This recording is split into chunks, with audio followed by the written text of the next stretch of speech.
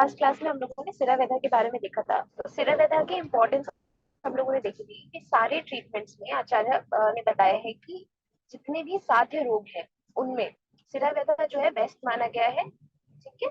और डिजीज को completely remove करने में ही हेल्प करता है। इसे अर्ध चिकित्सा भी बताया है। किसने बताया है? आचार्य सुश्रुत ने। ठीक है। तो शल्य तंत्र सर्जरी वाले एरिया में आयुर्वेद के सिरा वेदा को अर्ध चिकित्सा बताया गया है। अब हम आते हैं, आप कैसे डिसाइड करेंगे कि किसी पेशेंट पर सिरा या रक्त मोक्षण करना चाहिए या नहीं।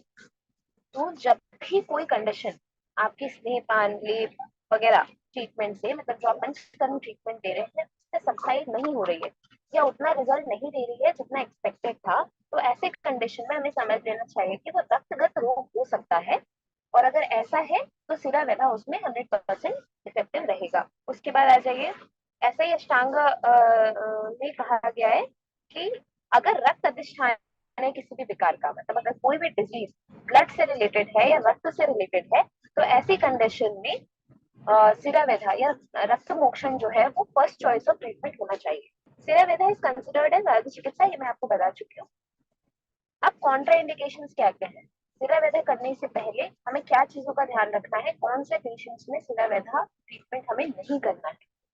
तो जो ऊपर श्लोक लिखा है उसमें आपको संस्कृत के वर्ड्स मिल जाएंगे, मैं आपको सिर्फ मीनिंग समझाती हूँ। किसी भी इंडिविजुअल को जिसको पूरे शरीर में शोफ है, शोफ का मतलब क्या होता है? स्वेलिंग। तो किसी भी इंडिविजुअल को अगर पूरे शरीर में स्वेलिंग है, ऐसे केसेस में आप सिरा वेदा नहीं करेंगे। ठीक है। अगर कोई इंसान, कोई पेशेंट बहुत ज्यादा क्षीण है, क्षीण मतलब बहुत ज्यादा पतला है, कमजोर है, और किस वजह से कमजोर है? क्योंकि उसका जो आहार है, जो डेली रूटीन में वो खाना खाता है, वो अम्ल अम्ल रस प्रधान आहार है, मतलब खट्टा बहुत ज्यादा है उसकी डाइट में। तो ऐसा इंसान जो है वो अगर खट्टा बहुत ज्यादा खाता है और वो क्षीण है, तो ऐसे केसेस में हमें सीधा गधा अवॉइड करना है, कॉन्ट्राइंडिकेटेड है। ठीक है। अब अम्ल रस प्रधान आहार में आप क्या देख सकते हो, जैसे आजकल के डाइट में बहुत ज्यादा लोग विनेगर खाने लग गए हैं, पैक्ड फूड खाने लग गए हैं, या प्रिजर्वेटिव वाला फूड खाने लग गए हैं ना। कैंड फूड होता है जो कैन में पैक्ड आता है, बस ओपन किया और खा लिया। तो ऐसे केसेस में हाँ, उसमें अम्ल रस प्रधानता होती है। अम्ल रस प्रधानता होने की वजह से वो इंसान अगर बहुत ज्यादा पतला है तो फिर उसमें सिरा वेदा हम अवॉइड करें। ठीक है।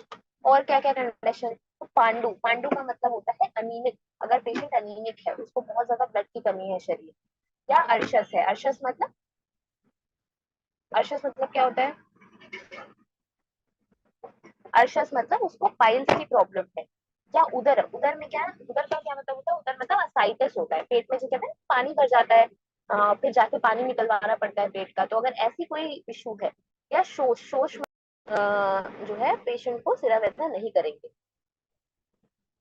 अब सुश्रुताचार्य ने भी ऐसे ही बताया है। तो कौन कौन से में नहीं करना है? जो बच्चा है, बाल है, जो वेरी ओल्ड मतलब ओल्ड एज पेशेंट है, ठीक है, जो बहुत ज्यादा रुक्ष है, या जिसको कोई घाव हुआ हुआ है, ठीक है, घाव हुआ है या कोई चीज में चोट लगी हुई है, ऐसे केसेस में शरारत नहीं करेंगे।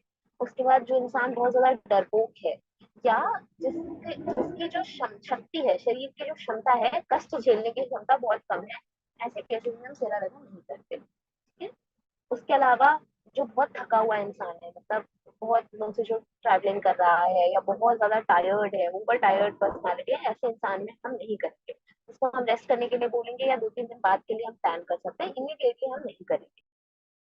उसके अलावा अध्वर स्थिरा मतलब इमेसिएटेड, इमेसिएटेड किस वजह से? इमेसिएटेड मतलब इंसान बहुत ज्यादा पतला हो गया है या एकदम कमजोर हो गया है, और कमजोरी बहुत ज्यादा लंबी जर्नी करने की वजह से, या सेक्सुअल इंटरकोर्स करने की वजह से अगर उसको जो है इमेसिएशन हुआ है, तो ऐसे केसेस में हमें सिरा वेदा नहीं करना चाहिए। उसके अलावा किसको, जिसको वामित है, वामिता है, विरिक्त है, मतलब जिनका अभी अभी विरेचन किया है, या अभी जिनका अभी अभी विरेचन किया है, या जिनको अभी अभी वमन किया है, ऐसे पेशेंट्स में आपको सिरा वेदा नहीं करना है। उसके बाद अस्थापिता और जागृत, जो बहुत ज्यादा जिनको अभी आस्थापन बस्ती दी है आपने, या जिन जो रात भर सोए नहीं है, या जिनको अनुवासन बस्ती दी है, ऐसे लोगों को आपको सिरा वेदा नहीं करना। ठीक है। जिनको खांसी जुकाम है, काश श्वास, क्लीबता, कृषा, गर्भिणी, प्रेग्नेंट लेडीज में आपको नहीं करना। ठीक है। और पक्षाघात के केस में, पक्षाघात के केस में इमीडिएटली आपको सिरा वेदा पे नहीं जाना है। ठीक है। पहले आप पंचकर्मा प्रोसीजर करिए, थोड़ा सा पहले आप उनके जो अदर दोषाज है उनको शांत करेंगे, उसके बाद ही आप सिरावेदा करेंगे, ठीक है। उसके अलावा जो लोग फास्टिंग कर रहे हैं, ठीक है, जिनको बहुत ज्यादा प्यास लग रही है या जो मूर्छित अवस्था में मूर्छना हो रहा है, जिनका मतलब चक्कर आ रहा है, ऐसे लोगों को हमें ये नहीं करना। उसके अलावा एज के अकॉर्डिंग 16 साल से नीचे और 70 साल से ऊपर के इंसान में हम सिरावेदा नहीं करेंगे। और कब कब नहीं करेंगे, तो नहीं, कब नहीं करेंगे, सबसे पहले ऐसी सिरा जहाँ पे पंचर करना मना है। जब आप लोगों ने मरमा पढ़ा होगा तो मरमा में आपको बहुत सारी ऐसी जगहें बताई होंगी जहाँ आपको वेधन वेधन नहीं करना है। तो ऐसी जगहें जहाँ पे पंक्चर करना मना है, ऐसी जगहों पे आप कभी भी सिरा वेदा। इंडिकेशन ऑफ सिरा वेदा कब कब करना चाहिए, तो सबसे पहले विद्रदी, ठीक है, अर्बुदा। विद्रदी एक डिजीज होती है, ठीक है, जिसमें त्रिदोष इन्वॉल्व होता है। अर्बुदा मतलब जो आपके गांठें पड़ जाती हैं वो, ठीक है, ग्रंथि, आ, और स्तन रोग में ब्रेस्ट की जितनी डिजीजेस है उसमें, या फिर कोई भी शुद्ध रोग जो छोटी छोटी बीमारियां होती है उनमें, ठीक है, ये यहाँ सब पे इंडिकेटेड है। श्लीपदा में इंडिकेटेड, श्लीपदा क्या होता है, श्लीपदा एलिफेंटियासिस, ठीक है। और शोफा, शोफा मतलब बॉडी में सूजन आई हुई है। एक बार इसको अपने आप देखिए, रिवाइज करिए, उसके बाद मैं आगे वाले पे चलूंगी। पहले इंडिकेशंस ऑफ सिरावेदा एक बार फिर से देखिए। इंडिकेशंस आपको समझ में आ गए, अब हम नेक्स्ट आएंगे, काल मर्यादा के बारे में बात करेंगे, ठीक है। तो सिरा वेदा को कब नहीं करना है, जब बहुत ज्यादा एक्सट्रीम कोल्ड वेदर हो, एक्सट्रीम हॉट हो, या बहुत हवा चल रही हो, या क्लाउडी वेदर हो, ठीक है। जैसे पंचकर्मा में कॉन्ट्राइंडिकेशन था ना कि अगर मौसम खराब होगा तो हम नहीं करेंगे, सेम चीज इसमें भी है, ठीक है। वर्षा ऋतु में कब करना है, जब आपका आसमान क्लियर हो। ग्रीष्म ऋतु में कब करना है, जब थोड़ा सा मौसम ठंडा हो। हेमंत ऋतु में कब करना है, आफ्टरनून, ठीक है। उसके बाद ये देखिए, ये जो इंस्ट्रूमेंट्स हैं, ये सारे इंस्ट्रूमेंट सिरा वेदा के लिए बताए गए हैं। ये आपके बहुत ज्यादा इंपॉर्टेंस के नहीं है, फिर भी एक बार देख लो कि हम लोग जो सिरा वेदा है वो नीडल से करते हैं यूजुअली परफॉर्म। तो ये पुराने जमाने में इन सब चीजों का भी इस्तेमाल किया जाता था, ठीक है। अब वेधन प्रमाण लिखा हुआ है कि कहाँ पे कितना आपको वेधन करना है, ठीक है। तो अगर मांसल एरिया है, मांसल एरिया मतलब अगर फ्लैशी एरिया है जहाँ पे बहुत ज्यादा मांस है, वहां पे एक यवा के साइज का करना है। किससे करना है, दीहि मुख शस्त्र से। ये सब आपको याद रखने की जरूरत नहीं है, आपको खाली प्रोसीजर पता होना चाहिए, ठीक है। कहाँ कहाँ कर सकते हैं, ये जो एक चार्ट है, मैं अभी आपको पीपीटी मैंने लास्ट क्लास में भी शेयर करी थी, मैं इस बार भी शेयर कर दूंगी। इसमें लिखी हुई है कि कौन से डिजीज के लिए एग्जैक्टली किस जगह पर आपको सिरा वेदा करना है। जैसे आप लोग अपने क्लिनिक में बहुत सारे पेशेंट्स देखते हैं, सायाटिका के देखते हैं ना, वृद्धि के बहुत सारे पेशेंट्स हमारे पास आते हैं, तो ना हर ऑलमोस्ट हर 5 पेशेंट में से एक पेशेंट हमारा वृद्धि का होता है। तो वृद्धि के पेशेंट्स में हमें कहाँ करना है, जानु संधि से 4 अंगुल ऊपर या 4 अंगुल नीचे सिरा वेदा करना है। तो इसी तरह से हर डिजीज के लिए इस चार्ट में लिखा हुआ है कौन सी डिजीज में आपको एग्जैक्टली कौन सी जगह पर सिरा वेदन करना है। ये आप अच्छे से देख लीजिएगा, ठीक है। ये 29 डिजीजेस का यहाँ पूरा चार्ट बनाया हुआ है, इस चार्ट में आगे आपको लिखा हुआ मिल जाएगा, ठीक है। और मर्म आपने पढ़ी ली है तो मर्म आपको मालूम है कि कौन सी जगह क्या कौन सा मर्म होता है, ठीक है। अब रक्त मोक्षण के पहले हमें क्या क्या चीजें ध्यान रखनी है, ये आपको बहुत ध्यान रखना है, क्योंकि जब भी पेशेंट आता है आपको ये सब चीजें करनी है। सबसे पहले पेशेंट को इन्फॉर्म करिए कि आप उसके साथ क्या प्रोसीजर करने जा रहे हैं, ठीक है। तो स्टेप बाय स्टेप पेशेंट को हमें वॉक थ्रू कराना है कि अभी हम उसके साथ क्या करने वाले हैं। उसके बाद पेशेंट से कंसल्ट ले लिए, take consult from patient, consent from patient, ठीक है। पेशेंट की कंसेंट का क्या मतलब है, आपके पास एक कंसेंट फॉर्म होता है, जनरल कंसेंट फॉर्म और पंचकर्मा कंसेंट फॉर्म, ठीक है। तो पंचकर्मा कंसेंट फॉर्म, बिकॉज सिरावेदा के पहले हम हमेशा अभ्यंगम करने के लिए बोलते हैं आपको, तो वो फॉर्म भी साइन कराना है, और एक जनरल कंसेंट फॉर्म साइन कराना है कि आपने पेशेंट को इन्फॉर्म कर दिया है कि उसके साथ अब क्या प्रोसीजर होने वाला है, ठीक है। फिर इन्वेस्टिगेशन के लिए इन्होंने बोला है, तो एचबी वगैरह इन्वेस्टिगेशन ये जो है ये डॉक्टर करा के भेजते हैं पेशेंट को आपके पास। तो जब भी वो सिरावेदा कराने वाले होंगे उन्होंने पहले से इन्वेस्टिगेशन कराया हुआ होगा, तो उसकी आपको जरूरत नहीं है। उसका ब्लड प्रेशर चेक करना है उनको ना, अपने रूम में लेके जा रहे हो तो उसे फिर पहले ब्लड प्रेशर चेक करने के बाद ही बैठाएं, आराम से ब्लड प्रेशर चेक करें, उसके बाद उसका सिरा प्रोसीजर स्टार्ट होगा। पेशेंट से ये पूछ तो नहीं खा रहा है पेशेंट, ठीक है। डॉक्टर्स पूछ के ये एडवाइस करके एक बार आप क्रॉस चेक जरूर कर लें, ठीक। उसके बाद पेशेंट को क्या बताना है कि प्रोसीजर के पहले थोड़ा सा आपको कुछ खाना है, तो या तो आप फ्रूट्स आप उनसे मंगवा लीजिए कि आप एक डब्बे में थोड़े से फ्रूट्स ले आइए, जब हम प्रोसीजर करने वाले होंगे उसके पहले आपको थोड़ा सा कुछ खाना होगा, फ्रूट्स, खिचड़ी, दलिया, जो कुछ भी पेशेंट लाना चाहे प्रोसीजर के पहले, लेकिन उसे थोड़ा सा खिलाना। प्रोसीजर के टाइम पे ये सेप्टिक प्रिकॉशंस मेंटेन करते हैं। ये सेप्टिक प्रिकॉशन मेंटेन करने मतलब ग्लव्स होने चाहिए आपके हाथ में। जो भी नीडल आपने खोली है वो ऐसे ही खोल के आप ट्रे में नहीं डालेंगे, जब डॉक्टर अपने हाथ से वो खोल के लेगा तभी आप उनको देंगे, उससे पहले वो खुली हुई नहीं होनी चाहिए, ठीक है। सारे ये सेप्टिक प्रिकॉशंस आपको मेंटेन करने। और उसके अलावा जो भी प्रोसीजर में लगने वाली चीजें हैं, जैसे कॉटन स्वैब हो गया, स्पिरिट हो गई, एक टॉनिकेट हो गया, ठीक है, तो ये सब चीजें आपको पहले से ही ट्रे में रेडी करके रूम के अंदर लेकर जानी। ओके, अब पहले आपने क्या करना है, जैसे मैंने आपको बताया कि जब भी आपको रक्त मोशन के लिए कहा जाएगा, आप लोगों को उसके पहले अभ्यंगम करने के लिए, अभ्यंगम स्वेदन करने के लिए जरूर कहा जाएगा।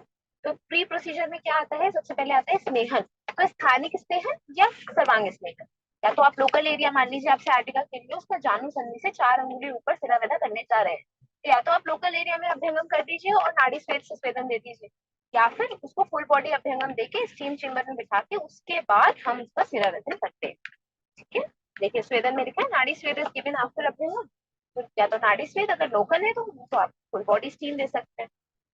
लिक्विड डाइट यवागु हैज टू बी गिवन, तो जो मैंने आपको बोला कि प्रोसीजर के पहले पेशेंट को कुछ खाना होता है, तो यूजुअली हम यवागु कल्पना देते हैं। तो पेशेंट अब जैसे मान लीजिए आपकी क्लिनिक में कुछ बनता नहीं है जो हम पेशेंट को दे सके, तो आप पेशेंट को घर से लेकर आने को, तो बोले कि आप घर से एक डब्बे में बना के लेकर आइए, बस प्रोसीजर के इमीडिएटली पहले खाने को बोल दीजिए और पेशेंट को अच्छे से कंफर्टेबल पोजीशन में बैठाना है।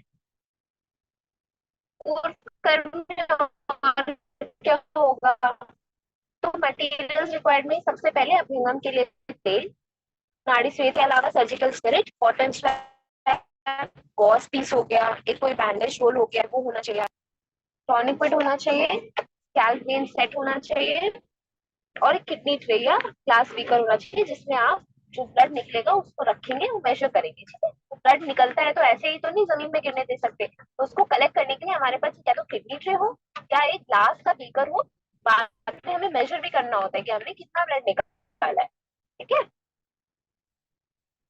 उसके अलावा आपको थोड़ी सी एक बोल में हल्दी रखनी है, क्योंकि जब आप नीडल उसकी वापस निकालेंगे तो उसको एक प्रेशर बैंडेज के फॉर्म में बंद कर देना है ताकि ब्लीडिंग वहीं से स्टॉप हो जाए। कोई डाउट यहाँ तक? यहाँ तक किसी को कोई डाउट हो तो पूछ ले, फिर हम आगे बढ़ेंगे।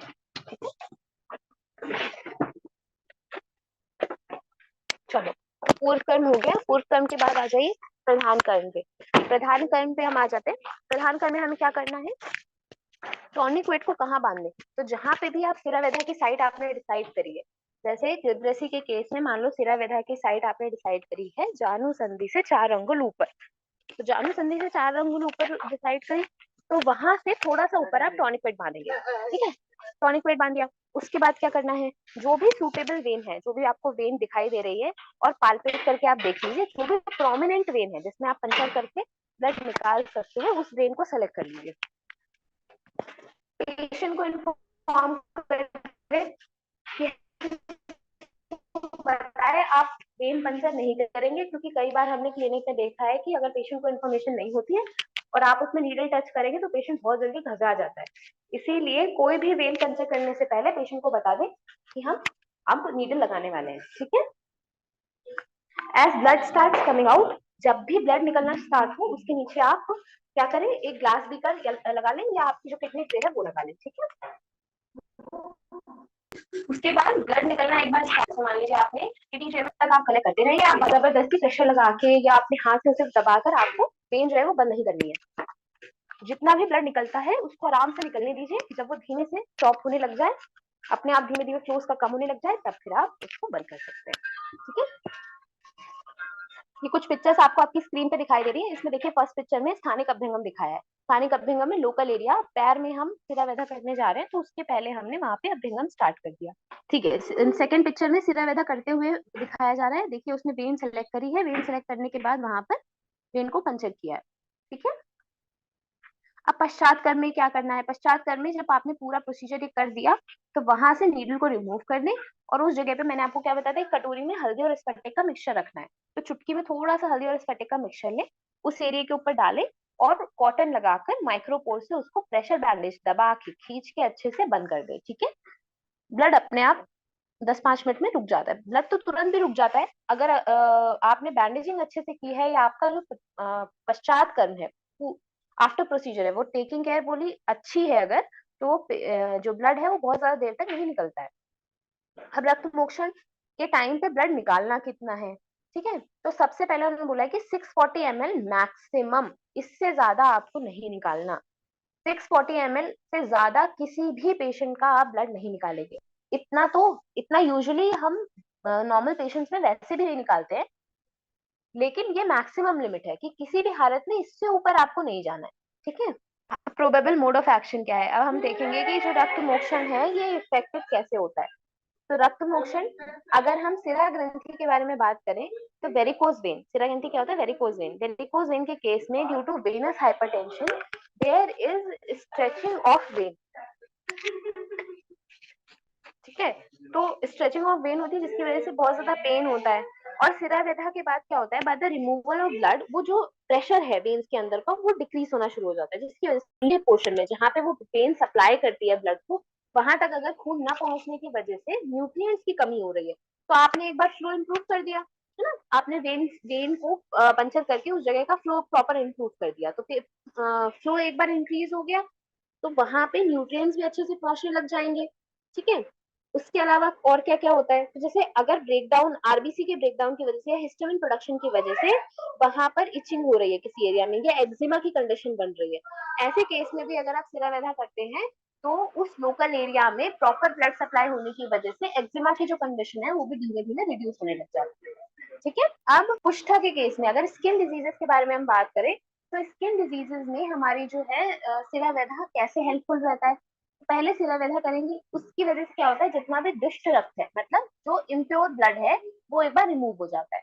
रिमूव होने के बाद जितना भी वात गति, जितनी भी नॉर्मल वात गति है, जो ब्लड की वात गति है, मतलब ब्लड के मूवमेंट की जो कंडीशन है, वो रेस्टोर हो जाती है। तो अब एक बार मूवमेंट रेस्टोर हो गया, इसका मतलब ब्लॉकेज सारे हट चुके हैं, और गंदा खून आपने पहले ही निकाल दिया था, तो अब बिल्कुल अच्छा खून जो है वहां से फ्लो करेगा। और जब शुद्ध ब्लड वहां से फ्लो करेगा तो वो क्या हेल्प करेगा, जितने भी हमारे डैमेज टिश्यू है उनको रेस्टोर करने में, रीजनरेशन में हेल्प करता है। ठीक है, तो उससे क्या होता है, जो भी डिजीज है उसका शमन हो जाता है, तो शमन ऑफ व्याधि में वो हेल्प करता है। ठीक है, समझ में आया कैसे आप कुष्ठ कुष्ठ के केस में या किसी स्किन डिसऑर्डर्स के केस में जब हम सिरा पैदा करते हैं तो कैसे हेल्पफुल रहता है। ठीक है।